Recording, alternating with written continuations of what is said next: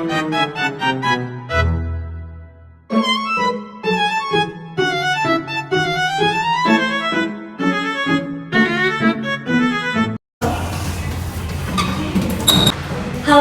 pagi Mbak Intan. Silakan Mbak Intan boleh nyaman dulu duduknya. Bagaimana Mbak Intan mau? Sebelumnya perkenalkan, aku Cindy yang akan menemani Mbak Intan selama sesi ini dan dalam proses pemulihan Mbak Intan. Selamat pagi juga Mbak, terima kasih banyak.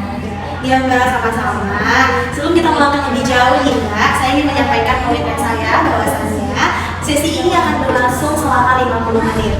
Nantinya Mbak Intan boleh bebas menceritakan apapun yang Mbak Intan rasakan. Tidak ada yang perlu Mbak Intan takutkan. Kalau di luar sana mungkin Mbak Intan takut ada ancaman untuk anak-anak dan diri Mbak Intan sendiri, tapi di dalam ruangan ini Mbak Intan aman. Mbak Intan bebas menceritakan apapun yang Mbak Intan rasakan. Ya Mbak, saya setuju. Saya hanya ingin anak-anak saya merasa jadi lebih aman Mbak. Ya, oke. Saya sangat mengagumi Mbak Intan yang hari ini udah berani untuk berangkat ke sini.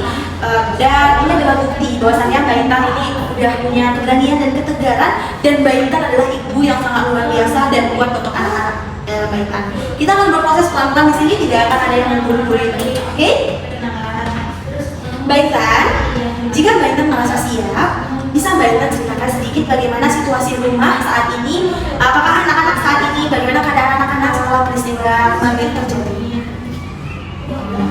Sekarang rumah itu rasanya baik banget Mbak. Semenjak kejadian itu viral, semenjak dia ditangkap, rumah kami serasa jadi tegang Mbak. Apalagi anak balita saya Mbak. Kalau misalnya ada suara ketukan pintu atau suara laki-laki, pasti dia bakal jadi rewel Mbak. Oke, bagaimana rasanya biasanya Mbak Intan merespon anak-anak yang saat ini dalam masa ketakutan ya tentunya ya di situasi yang saat ini, dan bagaimana cara Mbak mengkomunikasikan kecemasan Mbak kepada mereka? Biasanya kalau mereka nangis, saya peluk mereka Mbak. Saya peluk mereka sambil nangis. Mereka nangis, saya pun juga nangis. Jadi kami nangis bareng Mbak. Dan saya juga bingung Mbak, gimana caranya saya ngomong ke anak perempuan saya, ke anak pertama saya tentang ayahnya Mbak. Karena sekarang ini kami cuma bisa diam dan sama-sama nangis histeris Mbak. Oke, jadi perasaan yang Mbak rasakan kali ini adalah perasaan bingung yang mendalam sekaligus ketakutan yang mana itu menular di antara Mbak dan anak-anak ya. Saat Mbak mengingat kejadian ini, jelas sekali kejadian KDRT itu, emosi apa yang paling mendominasi di diri Mbak saat ini? Yang saya rasakan marah, sedih, tapi yang paling berasa banget tuh perasaan bersalah saya Mbak. Saya tuh merasa bersalah karena saya tuh bertahan 5 tahun di bawah ancaman dan kekerasan demi menjaga keutuhan keluarga Mbak. Nyatanya yang saya jaga itu justru membuat anak saya jadi trauma Mbak. Bahkan bayi saya ditendang Mbak, dan saya jadi merasa bersalah, saya merasa gagal untuk melindungi anak-anak Mbak. Mbak Intan, saat ini Mbak Intan ambil nafas dulu. Saya tahu 5 tahun bertahan itu bukan hal yang mudah untuk Mbak Intan. Mbak Intan, itu bukanlah suatu kegagalan ataupun kelemahan. Mbak melakukan itu karena Mbak kuat, karena Mbak sanggup, dan Mbak berharap, dan Mbak mencintai anak-anak Mbak. Berharap situasi ini akan membaik. Apa yang Mbak lakukan kemarin, seperti bersuara dan menyelamatkan anak-anak Mbak, itu bukan suatu hal kegagalan, tapi sebagai bukti bahwa Mbak saat ini sudah berhasil menghindari anak-anak Mbak dari ancaman yang akan membawa anak-anak Mbak ke hal yang lebih buruk lagi. Saya cuma mau mereka tak termasuk berhidup Mbak. Mbak Intan, hal itu wajar Mbak. Sekarang saya ingin simulasikan. Anggap bangku kosong di sana, di sebelah kanan saya ini adalah ada anak Mbak, anak sulung Mbak. Coba Mbak tunjukkan pada saya bagaimana Mbak mengukuh rasa takut anak Mbak dengan kekuatan Mbak yang saat ini sebagai pelindung mereka, bukan sebagai korban dari sekalian ini. Kakak, di sini ada ibu. Kakak sekarang aman. Gak ada lagi yang akan nyakiti kakak. Karena ibu akan menjaga kakak. Luar biasa Mbak Intan. Jika anak-anak bisa melihat ketegaran suara Mbak tadi, menurut Mbak, bagaimana hal itu akan mengubah ketakutan di mata mereka? Dan jika rasa aman itu mulai tumbuh di rumah Mbak pada anak-anak, bagaimana hal itu akan membantu proses kesembuhan dari Mbak sendiri? Ya Mbak, saya setuju juga karena kalau misalnya saya tenang, pasti anak-anak jadi lebih aman. Dan kalau misalnya anak-anak aman, pasti beban yang tersimpan di dada saya itu jadi berkurang, Mbak. Tepat sekali Mbak Intan. Di dalam sistem keluarga Mbak saat ini, Mbak tidak lagi menjadi seorang ibu. Tetapi fakta yang harus Mbak terima adalah Mbak saat ini adalah kepala keluarga sekaligus pelindung tunggal untuk anak-anak Mbak. Kita perlu menata ulang struktur ini agar anak-anak Mbak tidak memikul kecemasan orang dewasa. Bagaimana caranya, Mbak? Bagaimana caranya? Caranya itu adalah kita perlu membuat batasan yang jelas, boundary mapping, di mana anak-anak adalah anak-anak. Mereka tidak perlu mengetahui masalah ayahnya, mereka tidak perlu mengetahui bagaimana kabar ayahnya selama proses hukum. Mereka hanya cukup bermain, berbahagia, istirahat, makan selayaknya anak-anak. Bukan malah ikut memikirkan proses hukum ataupun kejadian yang ada di keluarga Mbak saat ini. Mbak berhak menangis dan rapuh. Mbak sangat wajar kalau Mbak merasa rapuh, cemas, takut, sedih. Itu Mbak wajar. Mbak punya hak akan hal itu. Tapi batasi itu di ruang privat Mbak. Mbak hanya bisa melakukan itu di dalam ruang konseling ini, ruang terapi ini bersama saya. Atau Mbak melakukan itu hanya berada di kamar Mbak, yang mana Mbak hanya sendiri dalam kamar tersebut. Ketika sama anak-anak, Mbak kembali menjadi seorang pelindung dan ibu yang kuat di mata anak. Saya setuju, Mbak. Saya harus kuat untuk membangun batasan untuk anak-anak saya. Benar sekali Mbak. Tidak terasa sesi 50 menit kita ini sudah berjalan dengan lancar. Mari kita rangkum apa yang sudah kita dapatkan nih. Yang pertama kita telah mengidentifikasi bahwa rasa bersalah dan kecemasan Mbak ini sangat-sangat beresiko untuk anak Mbak. Dan hari ini Mbak sudah belajar merombak sudut pandang tersebut. Mbak adalah penyintas yang luar biasa kuat, bukan hanya sekedar korban, apalagi korban yang gagal. Mbak juga sudah mensimulasikan bagaimana memberikan rasa aman yang stabil untuk anak Mbak di rumah nantinya. Ya Mbak, saya sekarang rasanya lebih lega, lebih plong Mbak, karena sekarang saya jadi tahu nih saya harus ngelakuin apa nantinya. Benar Mbak. Sebagai langkah lanjutan di rumah, aku mau ngasih sedikit tugas nih Mbak, dimana ketika Mbak nanti merasa anak-anak Mbak udah mulai merasa ketakutan, Mbak bisa terapkan apa yang telah kita pelajari dari sesi terapi ini, dimana Mbak harus memberikan pelukan yang hangat kepada anak-anak dan memvalidasi rasa takut mereka dengan suatu tegar Mbak yang adalah Mbak. Dan tidak sampai di situ, ketika Mbak sudah melakukan teknik tersebut, memberikan pelukan, memvalidasi ketakutan mereka dengan tegar, itu Mbak harus mencatat bagaimana respon anak-anak nantinya setelah hal itu Mbak lakukan kepada mereka. Dan nantinya akan kita evaluasi di minggu depan sesi selanjutnya. Baik Mbak, akan saya coba dan praktekkan nantinya. Oke, sebelum Mbak pulang nih, aku mau nanya dari rating 1 sampai 10, bagaimana perasaan Mbak saat ini setelah kita melakukan sesi terapi selama 50 menit ini? Waktu saya baru kesini tuh 2 Mbak. Kalau sekarang saya mungkin udah 6. Berarti ini adalah suatu kemajuan yang sangat luar biasa ya dari Mbak yang baru lagi sebagai korban yang gagal, tapi Mbak sudah menjadi penyintas dan ibu yang luar biasa. Untuk itu, terima kasih banyak Mbak atas keberanian Mbak yang telah hadir di sini, dan sampai ketemu di minggu depan di sesi berikutnya. Terima kasih Mbak. Sama-sama Mbak. Selamat pagi Mbak Hendy. Pagi juga Mbak. Gimana kabarnya Mbak? Alhamdulillah pagi ini aku semangat. Baik, sebelumnya terima kasih ya Mbak karena sudah mau meluangkan waktunya untuk menghadiri sesi kita pada hari ini. Perkenalkan nama aku Kiza yang akan mendampingi Mbak selama 50 menit ke depan. Nah, di ruangan ini Mbak bebas mau menceritain apa saja tanpa takut bakal dijudge karena saya akan memberikan semua informasi Mbak. Oke, siap Mbak. Terima kasih kembali sebelumnya. Jujur belakangan ini aku benar-benar sibuk banget. Apalagi aku juga membantu handle ya anak-anaknya Intan. Dan sebenarnya aku juga butuh banget tempat cerita. Karena kalau aku ini benar-benar pusing bekerja. Gitu ya Mbak. Tadi kan Mbak ada bilang ya Mbak kalau Mbak itu ikut menghandle anak-anaknya Mbak Intan. Nah, gimana sih Mbak? Boleh tolong diceritain nggak gimana dinamika anak-anak Mbak Intan ketika ada di rumah? Oke, anak-anak ini kan sering bersama saya. Sedangkan Intan dia kan sering bolak-balik kayak bolak-balik ke Polres kalau enggak menemuin pengacaranya. Jadi saya membantu jaga Intan dan beberapa tim pendukung lainnya. Nah, anak yang pertama itu dia sekarang umur 6 tahun. Yang kedua itu hanya sering diam Mbak. Lalu tiba-tiba nanya, ayah mana, ibu mana gitu. Dan yang lain juga sempat sering rewel. Tapi tantangan terberat itu ketika saya melihat mereka. Saya itu kadang harus nahan tangis mereka karena saya benar-benar kasihan, apalagi sama Intan dan benar benci banget sama pelaku. Jadi gimana ya? kan gimana ya nasib mereka kalau ke depannya gitu. Oke Mbak, tadi kan Mbak bilang kalau anak-anaknya Mbak ini tuh sering nanya orang tuanya. Terus gimana cara Mbak menyelesaikan pertanyaan dari mereka? Biasanya saya langsung alihkan perhatian mereka biar mereka tuh nggak ingat terus jadinya kita jadi pergi beli screen yuk atau kita main ini yuk kayak gitu. Atau kalau ibunya dia nanya ibu lagi kemana langsung aku alihin aja, ibu lagi kerja sekarang kita samakan ini dulu ya, langsung aku alihin gitu aja sih. Wah, itu solusi yang bagus sih Mbak. Kita tuh emang harus bisa menjaga perasaan anak-anak agar mereka tuh tidak sedih mengenai orang tuanya yang pulang dan sebagainya. Dulu tapi kadang saya tuh sering merasa bersalah, apalagi ketika saya harus balik ke rumah. Kalau nggak saya pergi kerja, saya merasa bersalah itu ketika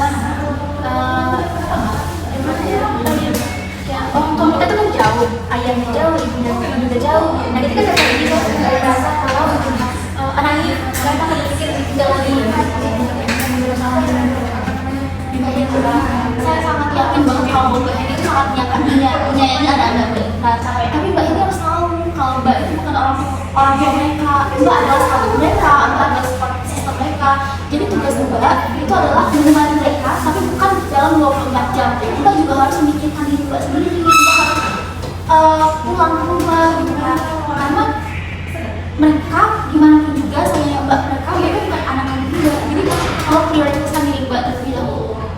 Iya Pak, saya juga sering lupa kalau fisik dan mental saya juga lemah. Nah itu sih kayak saya kepikiran mereka sampai saya benar-benar dari sendiri. Ternyata tubuh ini juga capek, lelah gitu kan. Nah, persoalan mengenai pengalihan isu kepada anak-anak, menurut saya kita tuh sebagai orang dewasa harus sekali jujur memberitahukan mereka tentang keadaan orang tuanya sendiri, kayak seperti kan orang tuanya lagi ada usia dewasa, orang tuanya lagi ada pekerjaan yang tidak bisa tinggal, sehingga anak-anak kami tidak merasa dibohongi gitu. Lalu ketika kita sudah memberitahu mengenai keluarga orang tuanya, kita bisa mengalihkan perhatiannya secara perlahan. Apakah ketika kejadian itu berulang lagi Mbak sudah bisa menjawabnya dengan tenang?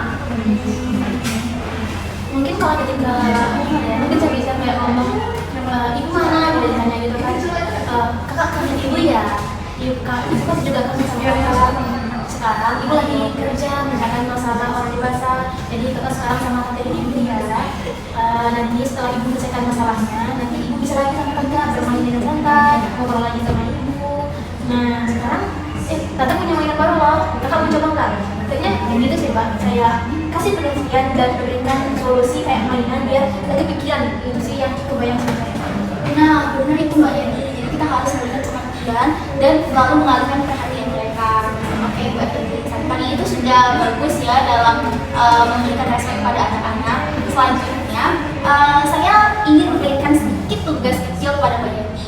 Jadi Mbak Yani itu saya rekomendasikan untuk mengambil 1 atau 2 jam selama beberapa hari untuk melakukan me time. Jadi Mbak Yani bisa fokus terhadap diri Mbak Yani sendiri. Jangan terus memikirkan masalah anak-anak dan keluarga kita. Oke Mbak, terima kasih banget. Saya merasa diingatkan kembali agar tidak tenggelam dalam traumanya masalah pendidikan. Dan kayaknya depan saya akan ada kalau gitu dengan tim yang lainnya kayak ambil jatah seminggu pengawasan gitu Mbak, biar saya juga mau istilahnya gitu. Dan nantinya jangan baikkan sama. Baik, saya rasa sekian Mbak sesi kita hari ini. Nggak terasa udah 5 menit yang berlalu. Terima kasih banyak pada Mbak ini yang sudah meluangkan waktunya, dan saya harap Mbak ini selalu kuat, tetap semangat agar bisa menjadi sistem yang baik bagi anak-anak kita. Baik, terima kasih kembali Mbak. Jujur saya agak lebih deh karena di sini saya bisa ngomong lepas. Karena itu ketika saya ngomong ada anak-anak gitu. Dan terima kasih juga sudah mendengarkan saya. Kita semuanya semoga Intan cepat selesai menyelesaikan masalahnya. Terima kasih Mbak. Selamat pagi Adi. Selamat pagi Kak. Kenalin, nama Kak Dinda. Jadi hari ini kakak bakal main sama adik selama 1 jam ke depan. Ngomong-ngomong, boneka adik bagus sekali. Kakak juga punya banyak banget mainan di sini. Adik bebas mau main apa aja. Sekarang kamu mau main apa? Aku mau mainnya itu Kak. Boleh, ambil. Oke, jadi di tempat ini kakak punya banget action figure. Jadi mungkin Adi boleh ambil action figure mana yang mirip ayah, mirip ibu, mirip adik, dan juga mirip adik bayi.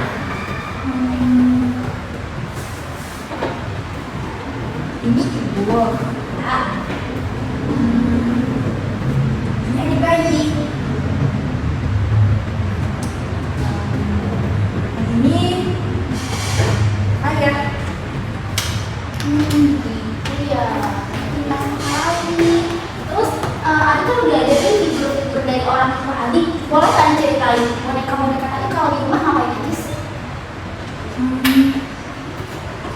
Aku sama ibu lagi boboan Kak di kamar sama adik. Terus boneka ayah datang Kak. Dia marah, dak-dak-dak. Dia marah sekali Kak. Terus gimana perasaan Adi ketika mendengar ayah marah-marah? Aku takut Kak. Aku ini di bawah kasur. Aku takut ayah datang lagi Kak. Kalau itu boneka ayah kakak ambil ya, kakak simpan di dalam kotak biar boneka ayah nggak bisa marah-marah lagi sama boneka ibu dan Adi.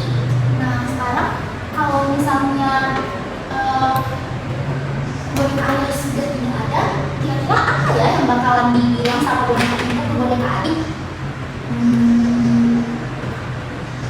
Kakak, sekarang kakak nggak usah takut lagi ya. Soalnya boneka ayah udah ditangkap sama polisi. Jadi ibu bakal jagain kakak. Ibu sayang banget ya sama Adi. Jadi sekarang karena boneka ayah sudah tidak ada lagi, Adi tuh udah gak perlu takut lagi. Adi tuh udah bisa bebas mau bawa bareng ibu, mau belajar, mau main boneka gitu. Tapi kalau misalnya nanti suatu saat ayah datang lagi dan Adi merasa takut, apa yang bakal Adi lakuin? Aku harus panggil ibu ya Kak. Nah betul, 100. Jadi kalau Adi merasa takut, Adi harus bilang ke ibu, ibu Adi takut, Adi mau dipeluk. Terus nanti ibu bakal Adi dan ngasih Adi kata-kata penyemangat biar Adi jadi kuat. Nah sekarang Adi kita latihan untuk membuang perasaan takut tadi. Caranya kita harus tarik nafas dulu seperti ini, lalu dihembuskan. Lagi. Nah, gimana perasaan Adi? Lebih enak Kak. Oke, jadi Adi kakak kasih tugas ya. Jadi minggu depan ketika Adi merasa takut lagi, Adi harus segera tarik nafas dan buang lagi ketakutannya. Abis itu Adi cerita deh ke kakak gimana perasaannya. Oke Kak. Oke, jadi sekarang dari kakak punya 5 ekspresi wajah. Nah, kira-kira yang mana dari ekspresi ini yang menggambarkan perasaan Adi? Yang ini Kak. Wah, Adi sekarang lagi bahagia ya. Kalau gitu, terima kasih ya Adi sudah jadi superhero yang kuat karena Adi sudah mau membuang rasa takutnya. Iya Kak, sekarang aku udah berani. Yeay, selamat. Jadi sesi main kita akhiri sampai saat ini aja ya Adi. Terima kasih. Selamat siang Saudara Amor, silakan kamu bisa duduk di tempat kamu nyamankan dengan posisi yang nyaman. Sebelumnya perkenalkan aku Cindy, pelatih kamu pada hari ini. Di sesi ini kita hanya akan berlangsung selama 50 menit. Fokus utama dari sesi ini adalah membantu Anda untuk memahami perilaku Anda, mengelola emosi dan mengambil tanggung jawab penuh atas tindakan yang telah Anda lakukan. Siang Bu, terima kasih. Saya benar-benar menyesal atas apa yang terjadi. Saya tidak muncul sampai seviral dan sekarang ini. Ya, sebenarnya saya menghargai sekali kehadiran Saudara Amor di sini. Namun sebelum kita mulai, kita perlu melakukan beberapa kontrak, yang mana salah satunya adalah di sini kita tidak akan melakukan atau mencari alasan, pembelaan atau menyalahkan pihak lain atas kekerasan yang telah Anda lakukan. Di sini hanya tentang akuntabilitas, yaitu tanggung jawab kamu tentang apa yang telah kamu lakukan. Apakah kamu bisa berkomitmen dengan kontrak tersebut? Ya, saya paham. Saya mau berubah Bu. Saya tahu saya salah. Baik. Maka dari itu mari kita bicarakan peristiwa terakhir yang terekam dalam video CCTV itu. Saudara Amor, apa yang sebenarnya terjadi di pikiran Anda ketika Anda melakukan sesaat sebelum melakukan kekerasan fisik itu? Waktu itu kami cekcok Bu. Dia nemu sesuatu di hati saya, lalu terus-menerus menekan saya. Mungkin masalah lama dan menuduh saya. Saya waktu itu lagi pusing karena urusan bisnis yang utang. Saya merasa dia memancing amarah saya, lalu saya emosi, jadi saya lakukan memukul. Oke, mari kita bedah kalimat Anda barusan. Anda mengatakan bahwasannya dia memancing amarah saya dan saya refleks memukul. Saudara Arnold, saya ingin bertanya, ketika kamu memukul istri kamu di hadapan anak kamu, seperti yang tertera di video CCTV itu, apakah ada yang memegang tangan kamu? Gak ada Bu, itu tangan saya sendiri. Betul. Jadi kemarahan mungkin dipicu oleh situasi dan keadaan. Tetapi keputusan untuk memukul, mengepalkan tangan adalah itu pilihan yang sadar. Apalagi yang kamu lakukan kepada istri kamu. Itu bukanlah gerakan refleks saudara Allah. Dan Anda menyebut ini sebagai maksud saya Anda menyebut ini terjadi karena tuntutan Anda dan masalah bisnis Anda. Apakah dengan cara memukul istri Anda, urusan Anda dengan utang bisnis itu selesai saudara Allah? Enggak Bu, justru malah merusak semuanya. Benar, semuanya bisa terjadi akan hal itu. Anda juga mengaku di kepolisian bahwasannya kejadian KDRT ini tidak hanya berlaku sekali, tetapi ini sudah berlaku dari tahun 2020. Artinya ada sebuah pola yang berulang setiap kali Anda merasa tertekan, disudutkan, atau melakukan kesalahan seperti perselingkuhan yang ketahuan. Anda menggunakan kekerasan fisik sebagai alat untuk membungkam istri Anda dan mempertahankan kendali Anda sebagai kepala rumah tangga. Dari diri kamu sendiri bagaimana Anda melihat posisi ini, saudara Ahmad?